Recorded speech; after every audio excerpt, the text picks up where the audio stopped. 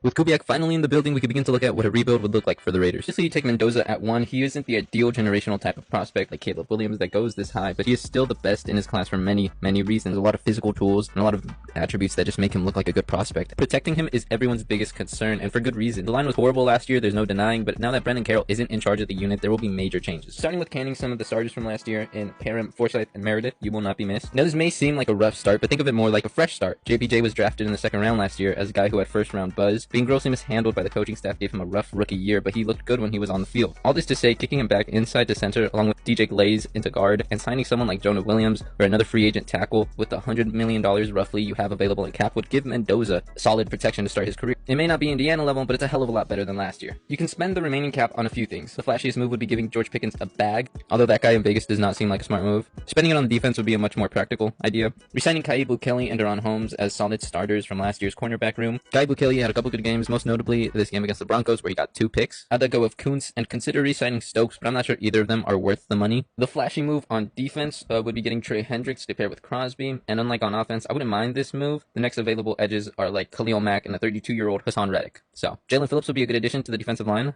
He's pretty young and he's balled out in Buffalo. There's a few free agent linebackers I'd look at. Devin Lloyd is due, but he's like a $20 million cap hit. Devin Bush is more affordable at $8 million, but I'd look more towards the draft for guys like Jacob Rodriguez in the second or Jake Golday and Dante Lawson in a similar spot. At corner, I'm taking interest in Brandon Sisk, Colton Hood, and Chris Johnson, all intriguing prospects and within the second and fourth round, where we have a combined 5 picks this year. And Kevin Byard, Josh Jobe, and Roger McCreary would also be good additions to the secondary that would give it a little bit more experience. While at the moment, the whole thing hinges on Mendoza being at least decent, the Raiders are in a very good spot to construct a team, much in the vein of Seattle, that doesn't need a god at QB to win it all. Whether this ideal path gets followed, we'll have to see, but getting Kubiak in the building was definitely a good start.